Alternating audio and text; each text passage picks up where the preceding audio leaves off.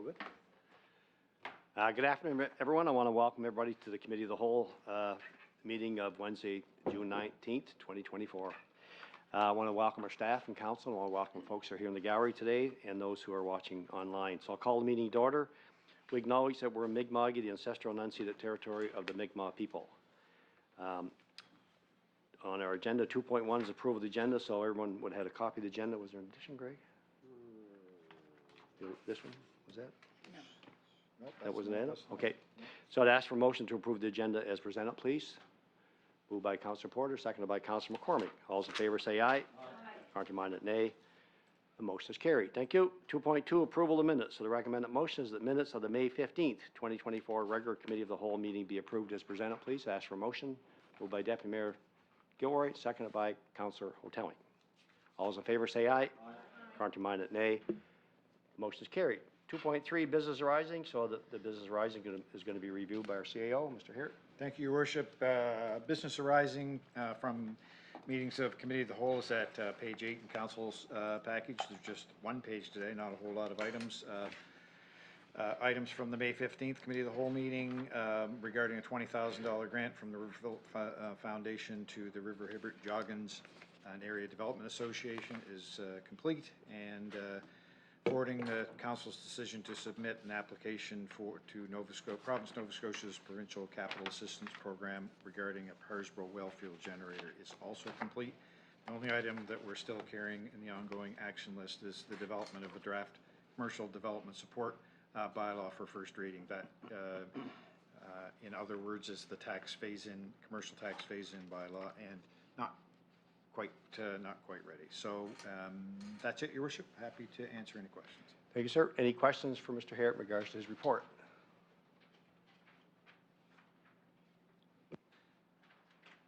Seeing none, thank you. We'll move on. 2.4, public hearings. So we have two public hearings this afternoon.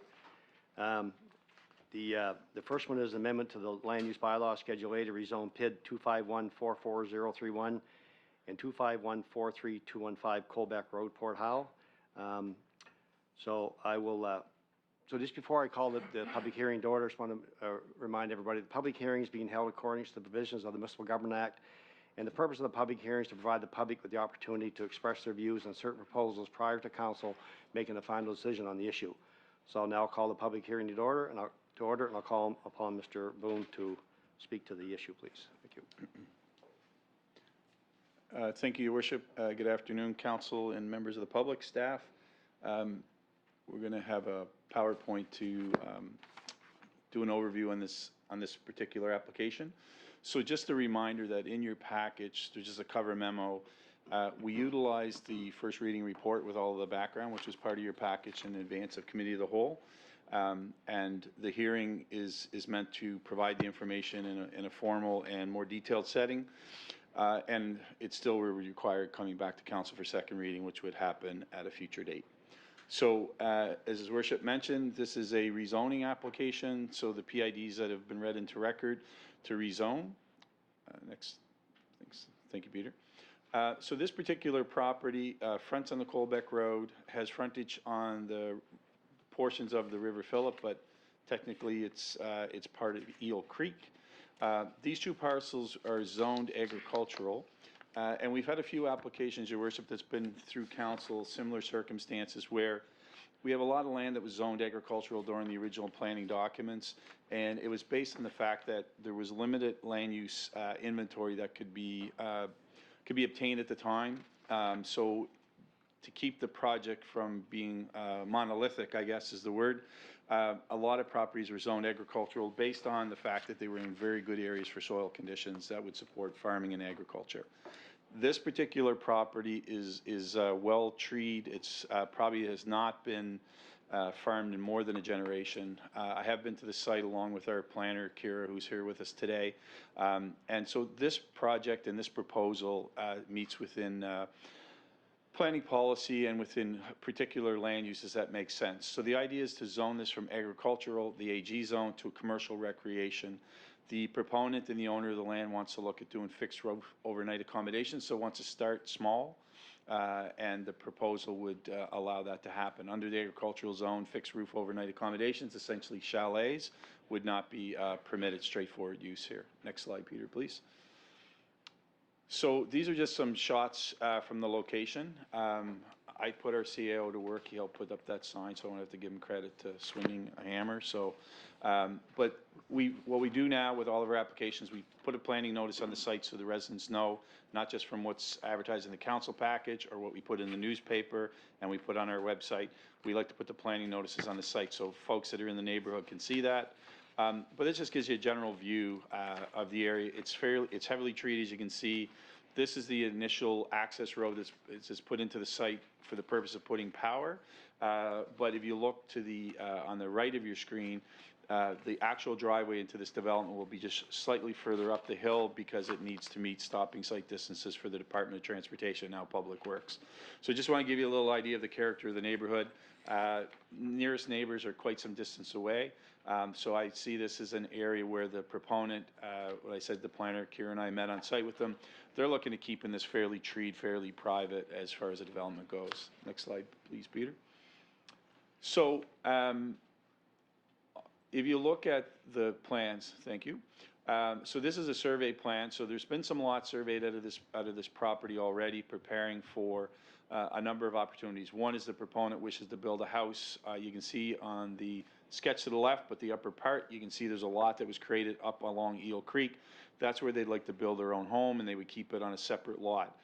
The chalets you can see in the concept plan to the right would follow the road in, and you can see the chalet shown there in small little rectangular dots. They're labeled on the screen. That would keep the property as a commercial entity, so as a separate property for the purpose of operating a business. So the initial stage of this is just 4 chalets. I think the proponent wants to essentially, your worship, walk before they run with the business. So this is well within keeping of policy and what we think is an appropriate land use and development for the area. Next slide, please. So these are just concepts of what they're looking at doing with respect to the chalets. They're fairly straightforward in design.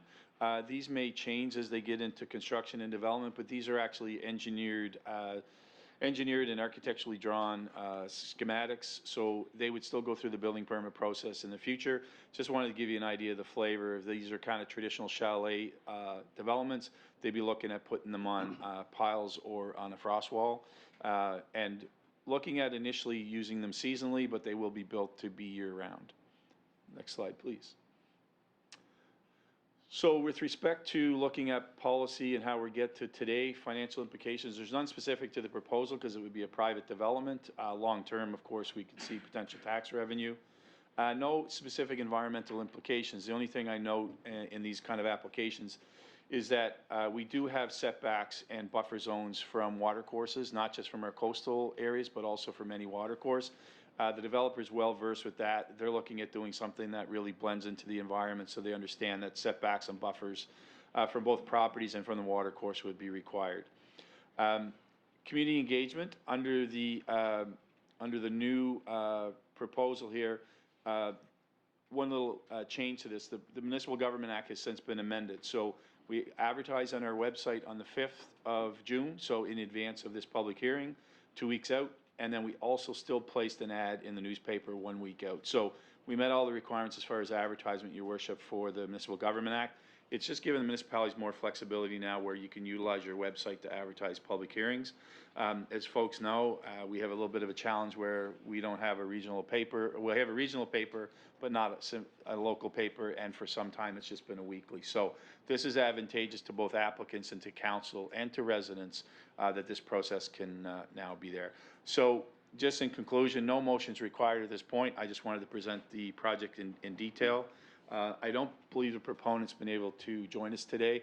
They actually live and operate a substantial business in the Burnside Industrial Park, but they're looking at relocating to the community and establishing this business. So a lot of good conversations with the proponent, but at this point it's the public hearing process, Your Worship, and second reading will come at a later date. So happy to answer any questions or respond to anything from the public. Thank you, sir. So have we received any written submissions in regards to the project? No, Your Worship, I had Kira reconfirm that there was nothing that's come to Plan Cumberland. We check on the website. We have checked on a regular basis. I checked with our deputy clerk, officially deputy clerk now. Nothing has been put forward that we're aware of any correspondence that would have come to the clerk or the CAO's office. Thank you. And would we know if there's anyone from the public present that wanted to comment in regards to this agenda item?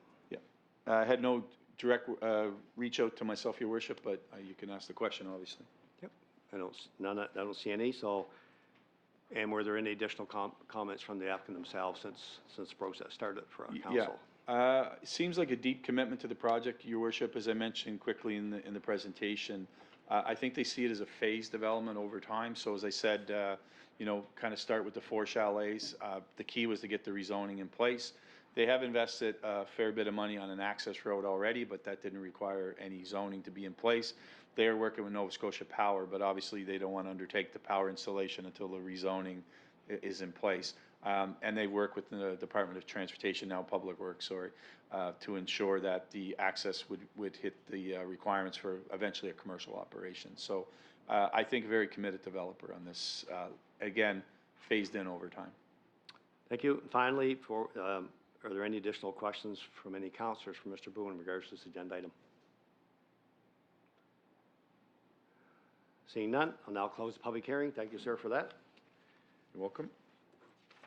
That brings us to 2.4.2, amendment to the land use bylaw Schedule A to rezone PID 25478, 355, and 11175, Highway 6, Pugwash, Mr. Boone. So again, I just want to remind those folks who are here and maybe watch online that no decisions are made today in regards to public hearings that we hold, but to advise the public hearings being held according to the provisions of the Municipal Government Act, and the purpose of the public hearing is to provide the public with the opportunity to express their views on certain proposals prior to council making the final decision on the issue. So I'll now call this public hearing to order and call upon Mr. Boone to speak to this issue, please. Thank you, Worship. This is a application again for rezoning. This one has a couple of additional components to it. We're going to bring up a slideshow here again. This is the application to rezone 11175 Highway 6 in Pugwash. The PID is 254-78355.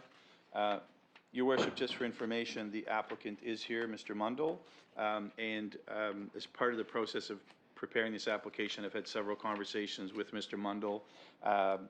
Very good details in the conversations, as well as I have visited this site personally and to look at the neighborhood. Again, this is a public hearing, so the cover memo in your package was just to remind council that we're reutilizing the report that was used for first reading, and because the data and the information still is relevant. I will talk to, sorry, Peter, next slide. I will talk to the process and how we get here to a public hearing once again. What's on the screen just is kind of an overview of the area. I have a few more photos on the next slide, but again, this is an area where at the time some of the land was used for agricultural use when the plan was put together, but several of the adjoining properties are actually more of a rural or rural type industrial business type use. So if you look to the picture to the right of the screen, sorry Peter, if I can just pull the, no disrespect to our counselors online, just it might be a little easier for everyone to see. So on the photo to the right, the air photo to the right, subject property is outlined in blue. To the right of that site, there's actually an existing long-term excavating and landscape company that's there.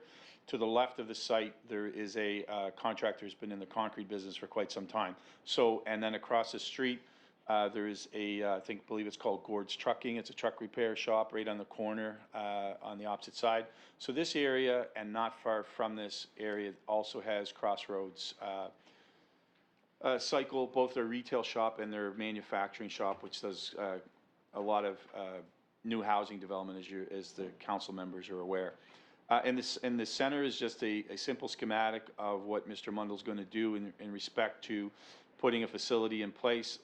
We're using the term here should be propane fueling facility, so that will be in the motion.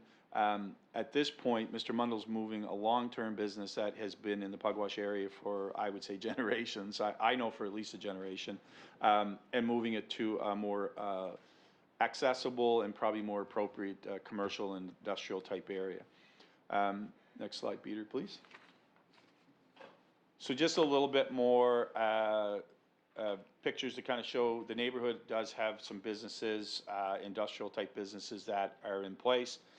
Most of them are very well kept, you know, but it is kind of an area that lends itself to industrial uses. I remember in our conversations quickly back in the first reading, I think Councillor Redmond had asked about should we be looking at the whole area for an industrial zone. The simple answer I think at that time was yes, but as part of the plan review, so we're just focusing on this application because Mr. Mundell is under some pressure to move forward with his plans for his business. So next slide, please. So this has a couple of things that are happening. We're rezoning the property to the rural industrial zone. It meets plan policy, but we're also going to create a definition for propane fueling facilities, which will go in our definitions, which is section 14 of your land use bylaw, or the municipality's land use bylaw. And then the other part of this is that we will add propane fueling facilities as a permitted use in the rural industrial zone. So this was a little tricky because there was no particular use that would permit this kind of unique facility. So we've created that in consultation with Mr. Mundell and looking at some of the requirements around propane facilities within the province. So three key things just to reinforce. It is a rezoning from the agricultural to the rural industrial. We're going to create that propane fueling facility as a permitted use within that particular zone, and we're adding a definition of propane fueling facilities to section 14 of the land use bylaw. Just to make it clear, and the reason, your worship, we've used propane fueling facilities, it's a little broader, so if Mr. Mundell looks to add to the facility in the future, maybe add some additional services that are related to his propane business, it will be a little easier to do that as a by right development. So next slide, Peter, please. So again, no specific financial implications. You might see a little bit more detail in the report. From an environmental perspective, Mr. Mundell has to go through the propane licensing. That's a provincially run and required process, so we know that he's working with that system.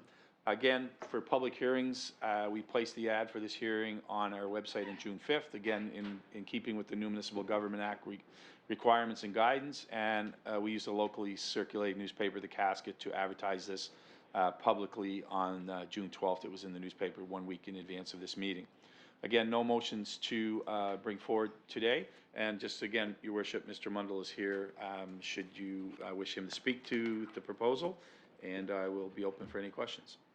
Thank you, sir. So have we received any written submissions from the public? Once again, we have been keeping an eye on our website for input, and no phone calls, no input, and we checked this just before the public hearing again this afternoon, your worship. Thank you. And is there anyone from the public that's wish to make any comments in regards to this agenda item at this public hearing? Seeing none, finally I'll ask, are there any additional, I know Mr. Mundell's here, are there any additional comments from the applicant himself that he wishes to state at this time? I did, your worship, I told Mr. Mundell to be present if he wished to speak to it, and especially if there's any questions, but he came thinking of the importance of his business and application, but if he wishes to speak, he certainly can. Yeah, he's indicating no, it's great. Yeah, as I mentioned, he's been a very engaged business person on the topic and has worked cooperatively with us, and I appreciate council's support in this process, but also Mr. Mundell's patience in the process, so thank you. Great, thank you. And finally, are there any questions for Mr. Boone from any councilors in regards to this agenda item? And online, seeing none, thank you. Thank you, Mr. Boone. So I'll now close the public hearing. Thank you, sir. Thanks, Mr. Mundell, for being here. 2.5 on the agenda, petition re-aerial spraying of glyphosate-based herbicide. So council would be aware, we've discussed this issue at other council meetings, but we've received a petition in regards to this issue. So there's a recommended motion that council receive the petition regarding aerial application of glyphosate-based herbicide. Someone would like to make the motion to receive it. Moved by Councillor O'Telling, seconded by Councillor Redmond. Any questions or comments in regards to this agenda item? Seeing none, I'll call for the question. All those in favor say aye. Aye. Contrary-minded, nay. Motion is carried. Yep, motion is carried. Councilor Telling? Your worship, I would just like to ask for another motion. I would like to move to have the item placed on a future agenda for further discussion. So you heard the motion by Councilor Telling. Would someone like to make that, second that motion, please? Seconded by Councilor Redmond. Seconded by Councilor Redmond. Questions or comments in regards to this item, this motion? Seeing, Councilor Gould. Thank you, Your Worship. Now, just a comment. I mean, we've had this discussion before. As you mentioned, it was brought to, by this group to council. We listened to the concerns.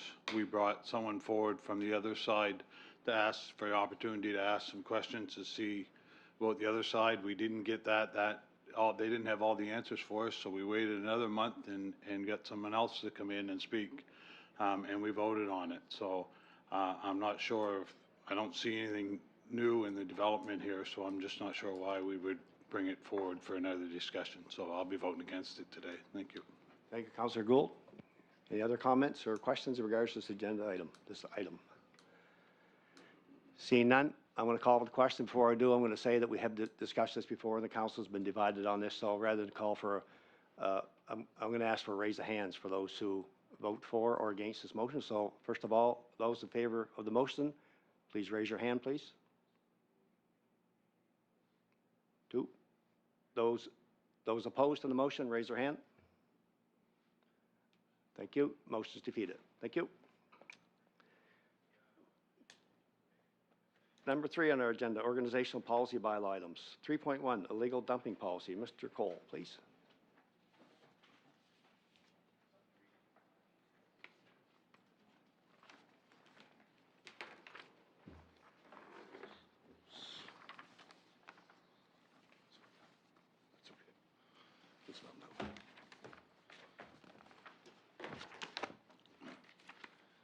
Thank you, Your Worship.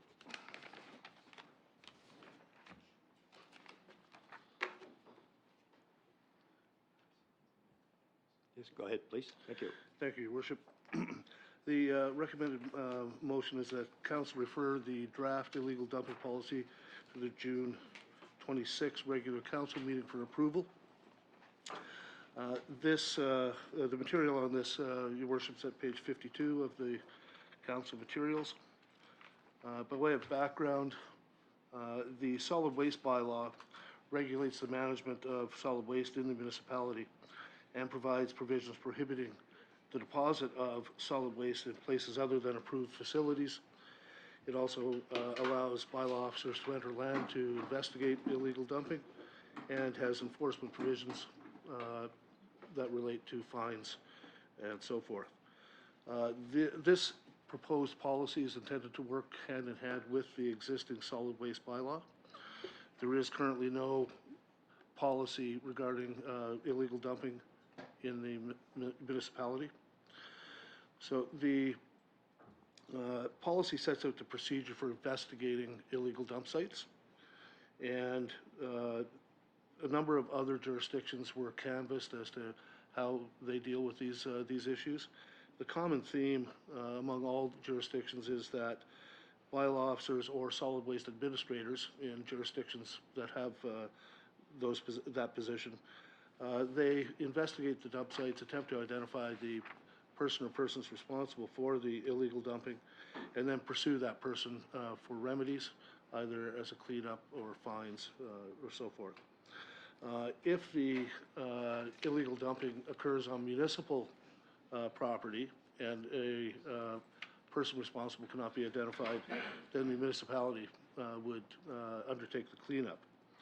If the illegal dumping is on federal or provincial property, then those sections of government would be responsible for the cleanup. The draft policy itself is at page 54. The policy, it's only 2 pages long, Your Worship. We adopt the definitions that are contained in the solid waste bylaw. there's a section as to how a complaint is to be received. It's much like the unsightly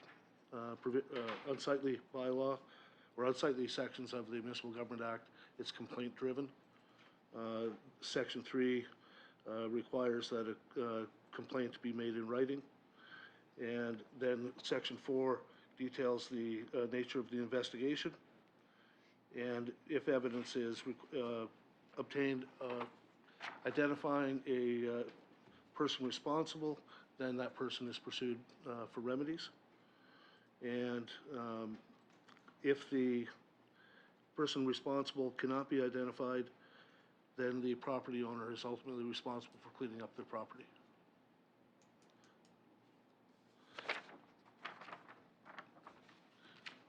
That's the extent of the policy, Your Worship. I'm happy to take any questions. Good, sir, thank you. So before we get into the discussion, the recommended motion is that council refer the draft illegal dumping policy to the June 26, 2024 regular council meeting for approval. Someone like to make that motion, please? Moved by Councilor Redmond, seconded by Deputy Mayor Gilroy. Any questions or comments for Mr. Cole?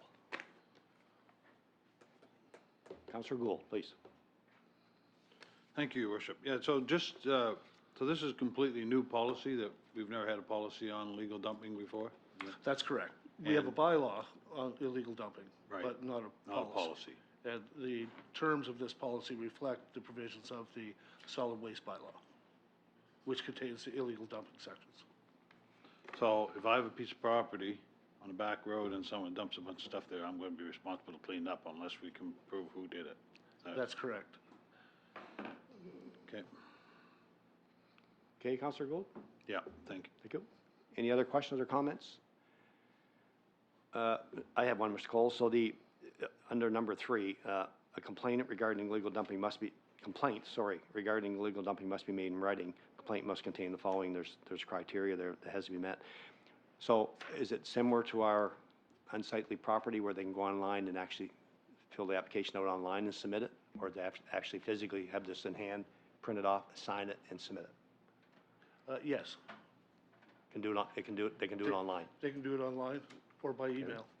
Okay, thank you. So the way we interpret that signed complaint provision in this policy and in the bylaw is if we can specifically identify that the person who has made the complaint. So a complaint form received from an email address that is obviously a bona fide real live person that we can identify and communicate with, we'll take that in lieu of a signed complaint. We just want to, we don't take anonymous complaints. And so when we can identify the complainant and we're sure and it's real, then we'll consider that signed for purposes of this policy and for purposes of our other bylaws as well. Did that answer your question? Yes, it does. Yeah. Yep. Great. Thank you. Yeah, Councilor Redmond, then Councilor Gould. Yeah, go ahead. Councilor Redmond, please. So it's anonymous, but only kept to staff. That's not you don't broadcast the individual's name to anybody else, right? So, good question, thank you. We certainly don't proactively disclose that. Folks can apply under the Freedom of Information Protection of Privacy provisions of the Municipal Government Act, Part 20, for access to that form and access to the person who has made the complaint. And we actually, have had some of those applications, and they're judged on a case-by-case basis. So we determine, there's a number of criteria in the act, including the safety of the person who's made the complaint or the subject of or who's made the complaint. So we don't proactively disclose that. There may be a situation where we would disclose that, but there is a whole process that goes before that. Very good. Answer? Yep, Question? thank you. Yep. Thank you, Councilor Redmond. Councilor Gould.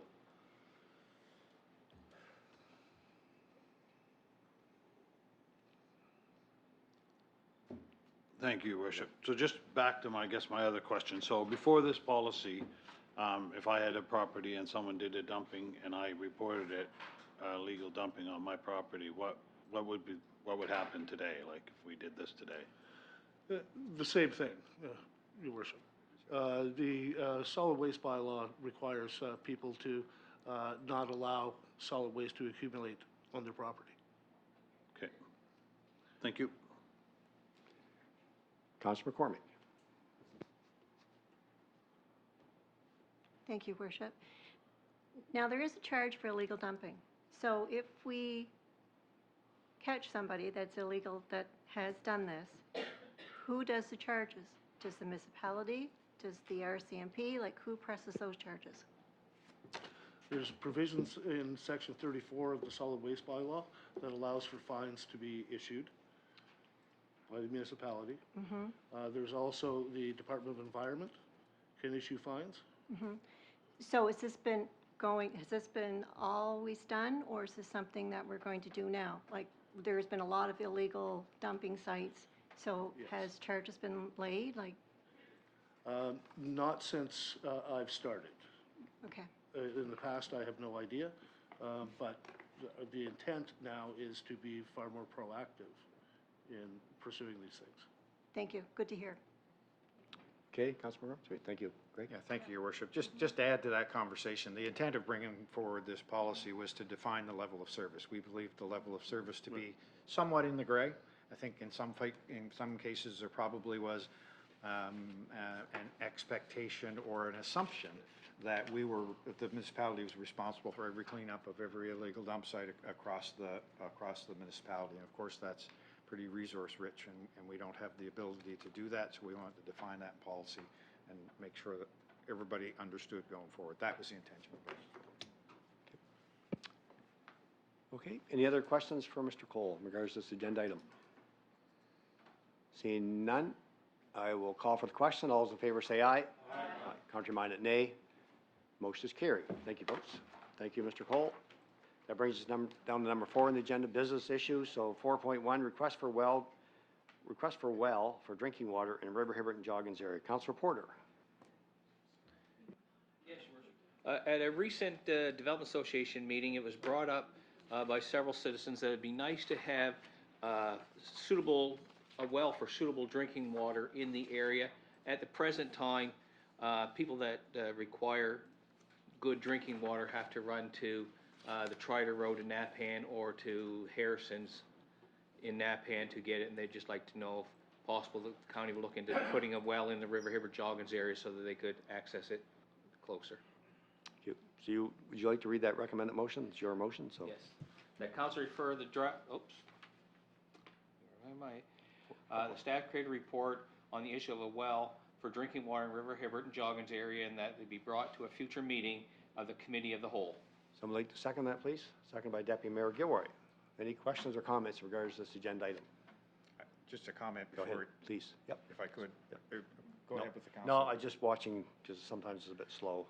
Just wanted to say to Councilor Porter and Council that Councilor Porter brought this forward a few weeks ago. We missed this on the last agenda. It just got missed in the coming and going, getting ready for council, so apologize for that. That's why it's been a few weeks getting here. I just wanted to make sure we acknowledge that. Thank you for that. So any question, Deputy Mayor Gilroy, Yeah, please. just to clarify a couple things, the current water sources at Napan and Macan on the Trider Road are municipal water, right? They're not drilled wells on those sites, or are they? Does anybody know? They are municipal water. Okay, so, which in River Hibbert would then be different, it would be to have to drill a well and try and find a spot where there's good water, which might be a bit of a challenge. That would be the most worrisome part about it in my mind, so. If I think I'm correct, Councilor Porter, the idea here would be to drill a well that would be a public would have access to get That's drinking correct. water from, not necessarily provide water to homes. Yeah, It'd be a central water well that, yeah. Great. Anything It would further? just make them not have to travel to the other two spots. Exactly, yeah, that's Which right. hundreds of them do now. Yep, So, they do. or virtually the whole community, I would think. So, yeah, thank you. Okay, Thank thank you, you, Mayor. Worship. Good, thank you. Any other questions or comments in regards to this agenda item? Seeing none, I'll call for the question. All those in favor say aye. Aye. Contrary minded, nay. Motion is carried. Thank you. 4.2, Christie Foundation request. Mr. McCracken.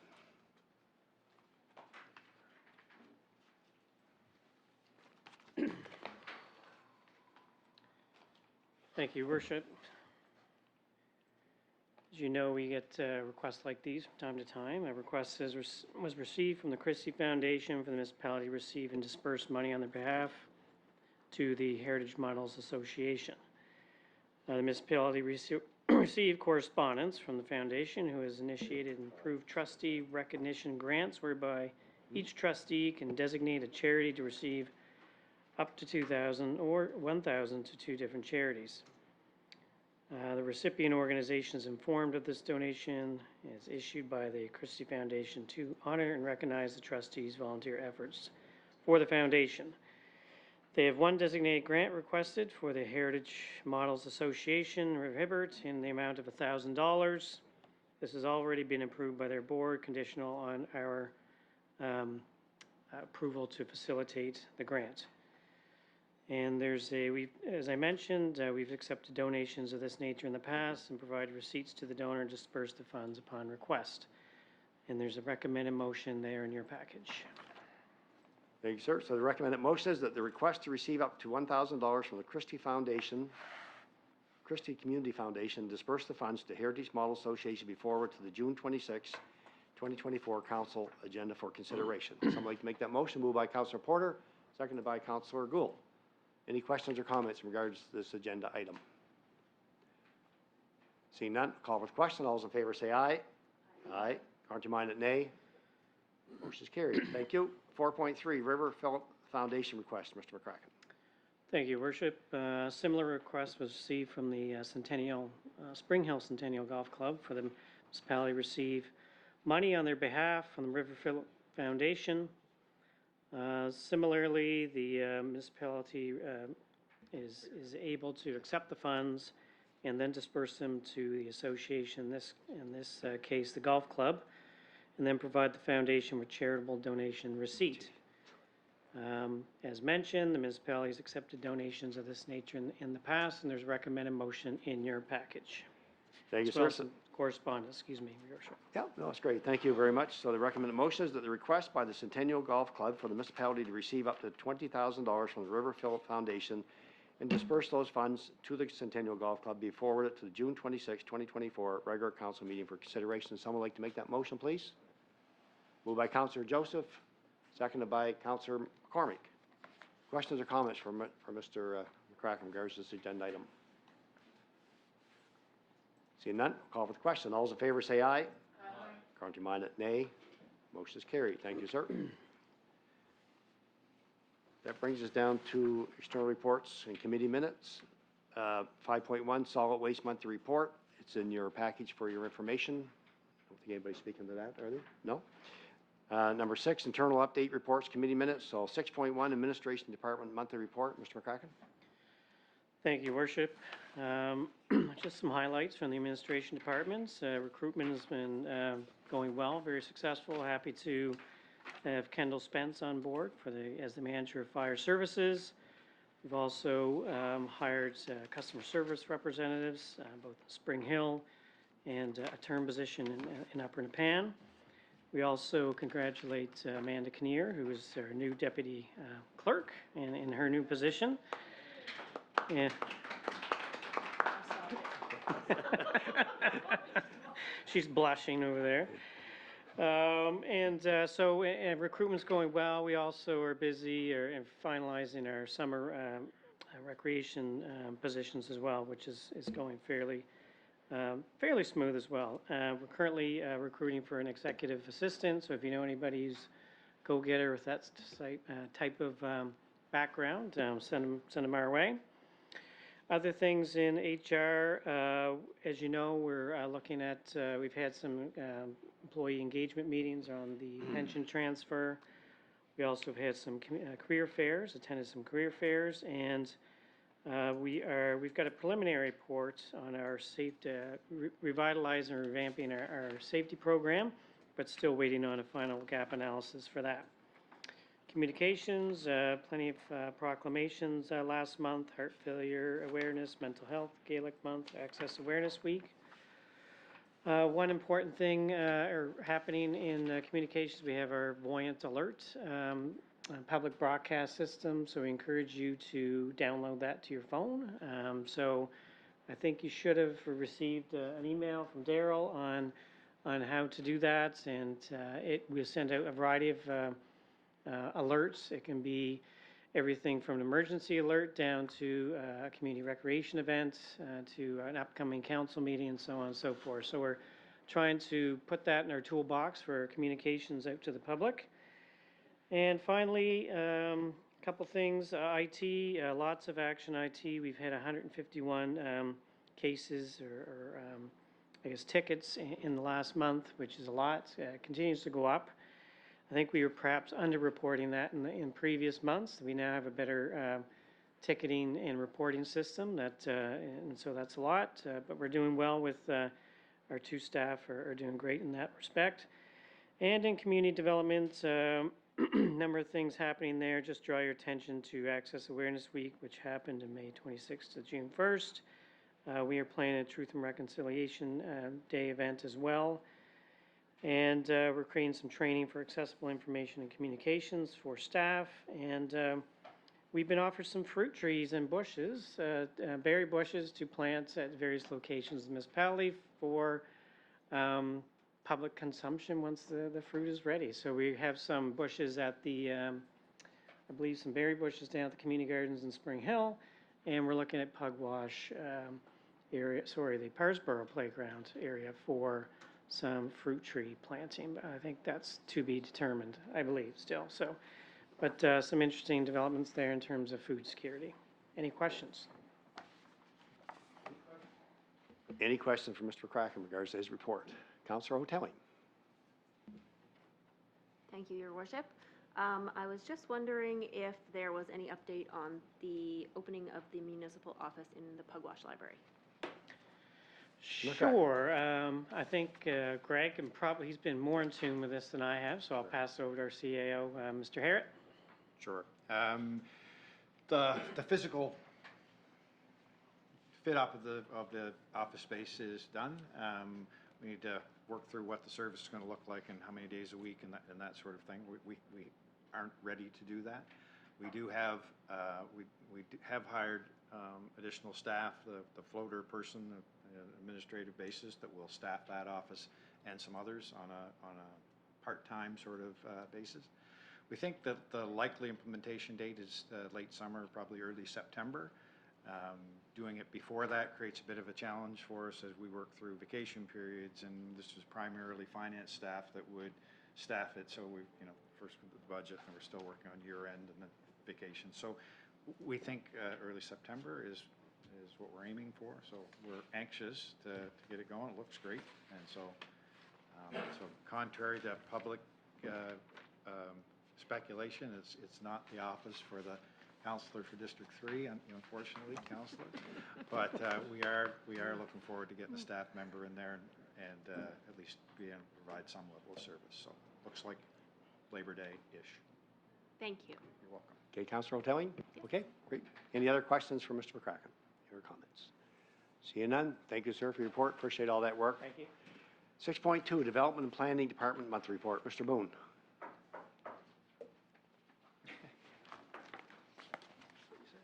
Thank you, Your Worship. The report is in your package. I'm happy to answer questions. I will give a few highlights. I don't want to break my previous record. So probably one thing at the top of the planning and subdivision section that maybe council's heard numerous times before, we are finalizing the draft RFP for the land use bylaw and the municipal planning strategy, and the CAO will have it in his mailbox tomorrow. So we just need a quick review, some conversation with the CAO, and we will put that out to request for proposals. We expect that we'll get a number of folks bidding on that with some of the larger planning firms, and I think we'll maybe see some boutique firms applying for that as well. That's a long process, Your Worship, but I just thought I would note it, and appreciate the support of this council bringing forward issues in the year and a bit I've been here, but also that our staff have been working collectively to gather up information on some of the key challenges we see in our municipal planning strategy and land use bylaw. So we have been doing work in the background, so we have not been ignoring the issue. Several planning applications we completed in May, as you're aware. They've all moved to second reading. several of the planning applications for Parsboro, Spring Hill, 189 Main Street, 121 Main Street, Parsboro, as well as the text amendment to support the development in Gulf Shore Road in Pugwash. Those have all been advertised for their appeal period, so I just wanted to update that for council's information. One thing just to note on the planning application information, the first chart, there's a lot of information there, but if you looked at approved rezonings DAs year to date, just want to have council understand in that data that's there, the metrics that's shared, we're kind of using the 12-month like rotating or shifting calendar just for information. So with all the work the council did on those recent 3 applications, that's why it's gone from 9 to 12, the 3 I just mentioned. From a permitting perspective, probably could have written the information on permits a little clearer for council, but so increased in May over last month with 100 permits, and then later on I state that we're actually down a little bit over last year. The key is April to May, we were up by 25 or so permits, Your Worship, so May obviously got a lot busier. We are tracking a little bit down, about 10%, almost 11% over last year, but reminding council, as I like to do, is that we are still tracking over 2 times where we were with permits back in 2020. So still very busy. Some of the stats you'll see, if you look at the dwelling starts, is one of the metrics that the CAO and I discussed and have added to the report, is we are still seeing an increase in new dwelling starts, so that's still very positive. And the permit count, like I said, is down slightly. Just quickly changing to climate change and special projects. I know the council has had presentations on the rural broadband. We are seeing some achievements there with regards to service. We're still working diligently with the service provider, so don't want to say that we're kind of where we need to be just yet, but we are paying strict attention to that. The Community and Energy Emissions Plan, which we got funding under the Low Carbons Community Program. I know that was probably mentioned last week. The startup meeting did happen, but we have had a lot of engagement with the consultant in the month of May that I didn't really specifically lay out here. So that plan is moving, and we're instead to have that completed before the end of the calendar year. We did get an extension on the funding in order to complete the report. Respectfully, we really appreciate the support from the Low Carbons Community Program, but they were a little overwhelmed with the number of applications, so it took longer to get the approvals, so therefore they've extended things on the other end for us to complete the report. Economic development, just 3 quick things. The tourism consultant for destination marketing, that's to talk about the destination marketing or the marketing levy. That RFP in cooperation with the town of Amherst was put out and was complete. There was 9 submissions. I had a meeting with our economic development officer, Eileen, as well as the economic development officer and the procurement lead for the town of Amherst just this week. So that is being finalized and scored and should be issued to a preferred consultant within a very short period of time, probably within a week at the most. So just want to update that has moved forward.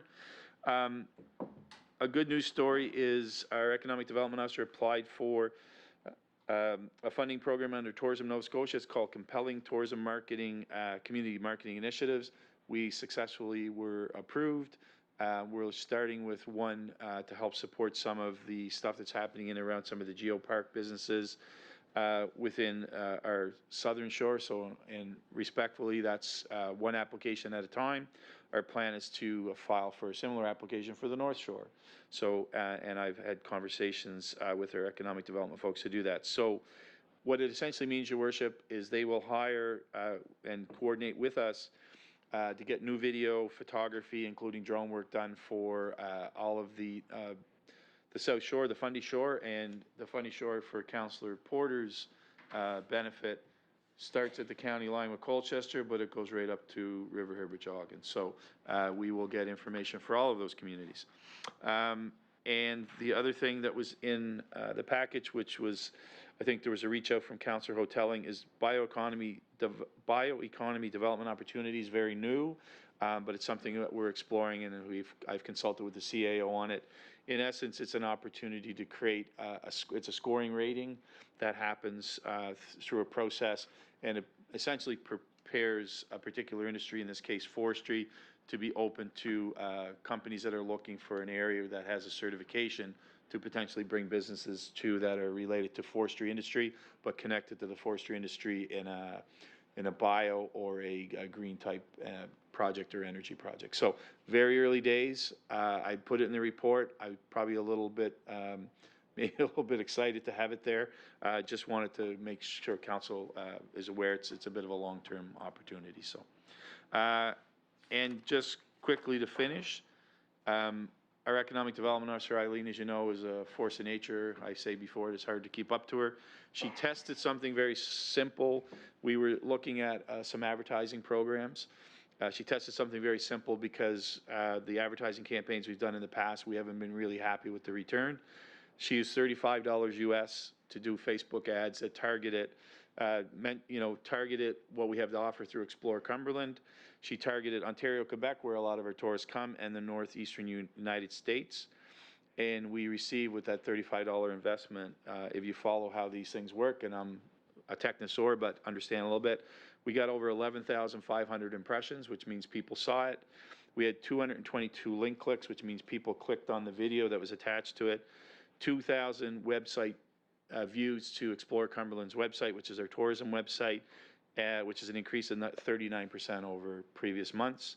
And we have 29 new email signups on Facebook, Instagram, and TikTok for Daryl to be aware. So I think it was money well spent, so we're going to experiment with that each month just to see how that goes. So thank you. If there's any questions, Your Worship, I know I went a little longer than I planned. Thank you. Thank you, sir. Any questions or comments for Mr.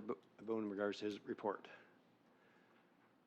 None? Great. Thank you, sir. Just before you leave, I was going to say you attended the AGM this past week with the Geopark, and you heard the number of responses, the likes, the clicks, and the sharing of what they're doing is phenomenal.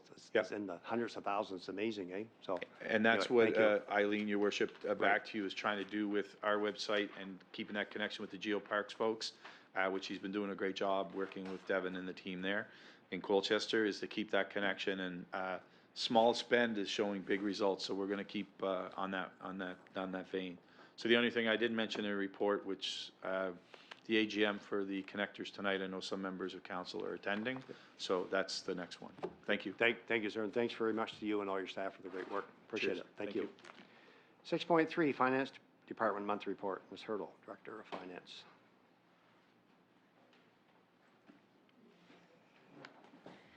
Thank you, Your Worship. So May, our service centers are busy right now, more in June than in May because property taxes were released, but we are very, very busy. We do have a few new staff, as Mr. McCracken alluded. So the new manager of finance, who I believe most of you have met, Sarah, started on May 6th. She has been a great addition to the team. 2 new customer service reps at the front counter, and both of them are picking up on that very well and providing great customer service. All bank account recs for the month of April were completed. Month of May were completed, sorry. 2023 fiscal year end, as you all are aware, ended on March 31st, so the finance department are working on finalizing the year end numbers and compiling information for the auditors. Statutory payroll deductions have been remitted and are up to date. The property tax information, collection information is there. The numbers are obviously quite a bit higher because the new levy went out on May 26th, or sorry, May 10th, was posted on May 10th. Tax bills were mailed on May 28th and are due on June 28th. The collection rate for the current year to date is about 6%. Last year was about 1.8, but that was because we got it out a few weeks earlier, so we're ahead of the game a little bit. 66 tax certificates were requested and issued in the month of May, so properties are obviously selling around the municipality. And finance staff are starting to get ready for the process for the next tax sale, and it will be held, actually I just got confirmation today, October 22nd of 2024 at the community center again.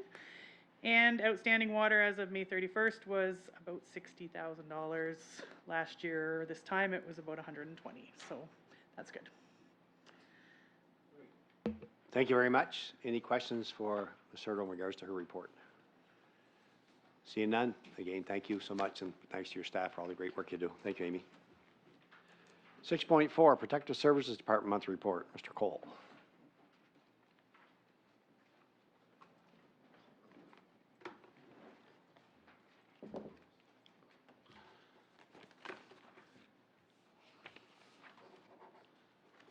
Yes, sir, please. Thank you, Your Worship. Thank you. On the emergency management side of things, May was kind to us from a weather perspective. One of the first months of the year where we didn't have any serious weather events. The emergency management coordinator conducted a staff briefing of positions and roles in the event that would be filled by staff in the event of an emergency as part of our stand-up for the next time the ECC is required. The emergency management plan for Cumberland County is still in the works, and it's coming along. With respect to fire services, there were 3 fire trucks purchased. There was a 2023 rescue truck for the Advocate Fire Department, which is now in their possession. There's a 2023 medium-duty rescue truck for Westchester, which is in the lot here, getting final touches put onto it. And there was a 2017 medium-duty rescue, which was delivered on Sunday this past weekend, which is earmarked for the Trumanville Fire Department. As far as call-outs go, the numbers were back down in May to basically normal numbers after a bit of a blip in April. Statistically, though, they are consistent with previous months, with medical and motor vehicle calls being the vast majority. You can see in the statistical graph for May, a number of departments were slow. Advocate had 1 call, Leicester had 0, Shinnemakas had 1 call, Trumanville 0, Westchester 1 call. The busiest departments remain Parsboro and Spring Hill. The statistics on Joggins and River Hibbert are a bit misleading, since those 2 departments essentially act as one department and go to almost all calls together. So their numbers are doubled up over what reality would dictate. On the bylaw side of things, we purchased a 2024 Ford Maverick hybrid pickup truck for the bylaw department. And the statistics for bylaw cases follow on page 78, Your Worship.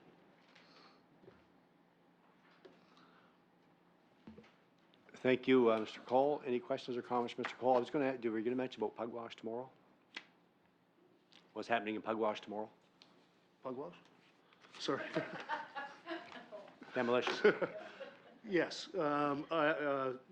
There is a report to council coming later on the status of outstanding demolition and unsightly orders, or orders under dangerous or unsightly.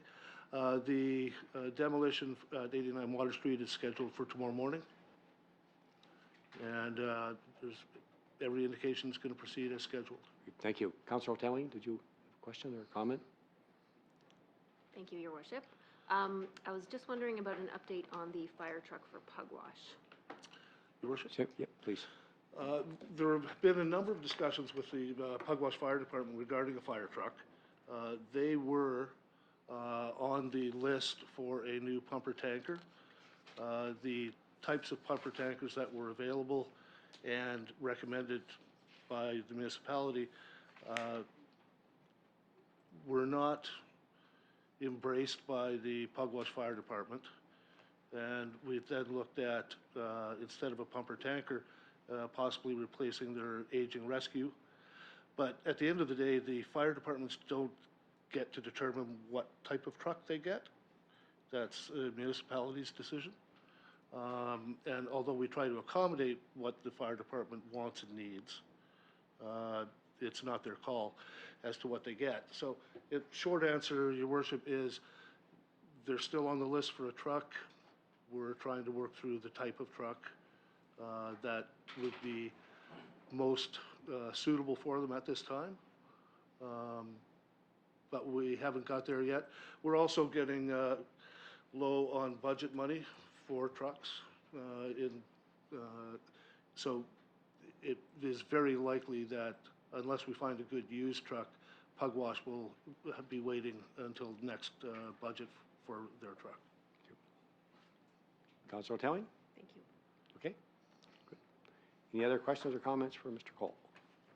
Seeing none, thank you, sir, and again, thank you and your staff for all the great work. Appreciate it very much. 6.5, Public Works Department Monthly Report. Mr. Walkrest, Director.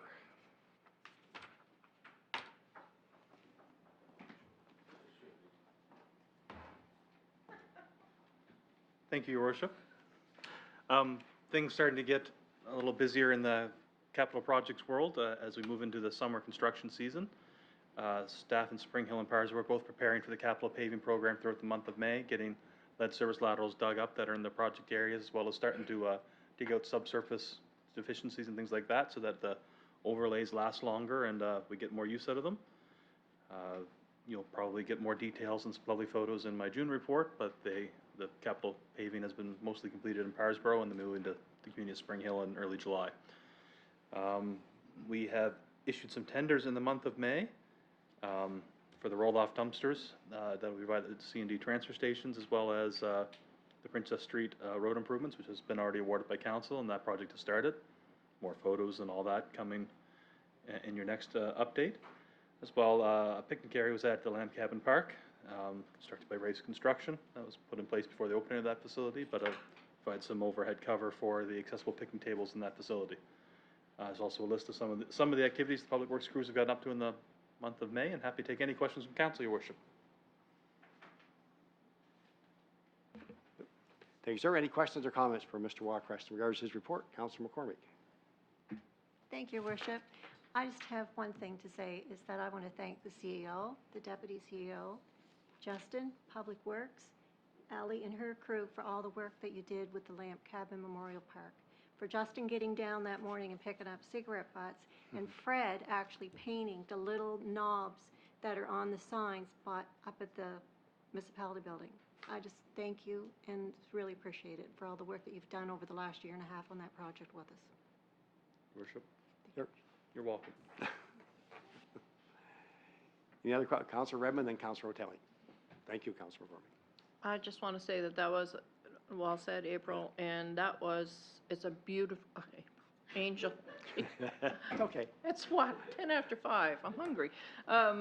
It's a beautiful park, and anybody and everybody should go visit it. It's just those signs that are up with the pictures and explaining the different, it's just phenomenal. I really enjoyed the day down there.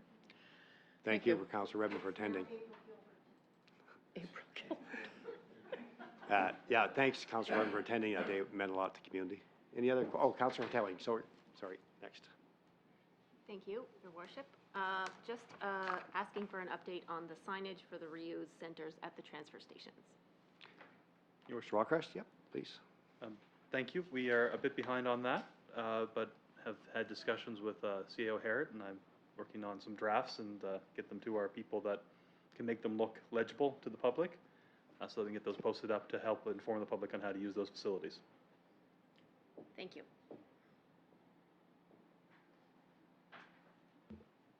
Thank you. Deputy Mayor Gilroy. Junction Road, the area between the curb and the sidewalk. I noticed today when I was in Spring Hill that one side of the road seems to be all gravel, or mostly gravel, the other side seems to be mostly dirt. Is there more work to be done there? Your Worship? Yes. Yes. We ran out of grass growing season last year when the boulevards and topsoil were placed. Some of the rainfall we had through the winter was starting to erode the topsoil. We placed some gravel to hold that so it wouldn't erode any further. The contractor has some outstanding items. They've been through and done the concrete, plan to do the asphalt deficiencies later this month, and as soon as that's finished, they'll come in and finish the landscaping. So monies have been held to make sure we have the funds to pay for that work. That wasn't completed as the main part of the project, and then grass will be planted in the boulevards. Okay, Deputy Mayor, good, thank you. Any other questions or comments for Mr. Walkrest? Councillor McCormick? Notice I said McCormick, eh? Yeah. Thank you, Worship. I just have one question about the washrooms up at the splash pad.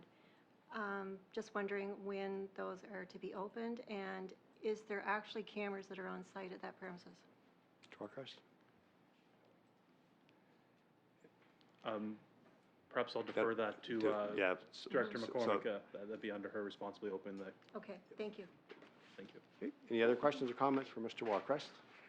Seeing none, thank you, sir. Thank you to your staff and you for all the great work you do. We really appreciate it. Thank you. Appreciate it. 6.6, Recreation and Community Service Department Monthly Report. Mr. McCormick, Director.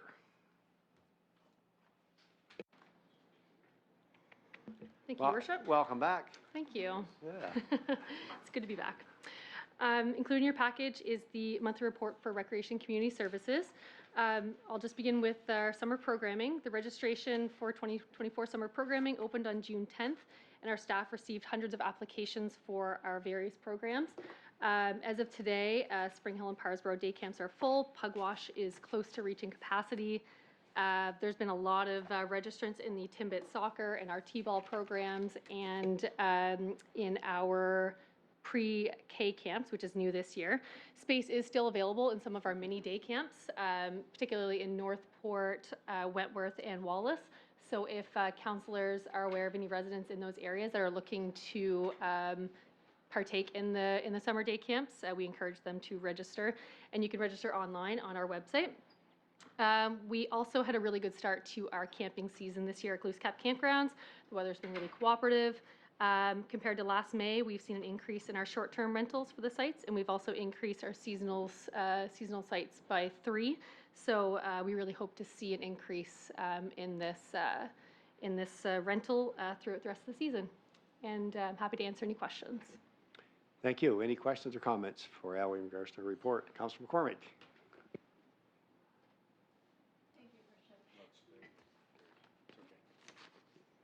Just a question on the splash pad, the washrooms of the splash pad. Your Worship? Please, yeah. Thank you. Yes, the splash pad washrooms are open.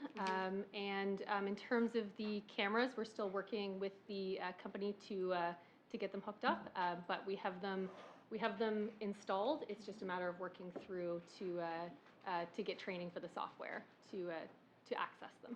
Okay, thank you, Your Worship. Thank you. Any other questions or comments?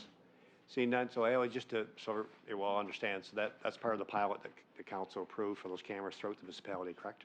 Yes. Yeah, thank you. Ally, thanks so much. Really appreciate it. Thank you to your staff for great work. Thanks. Thank you.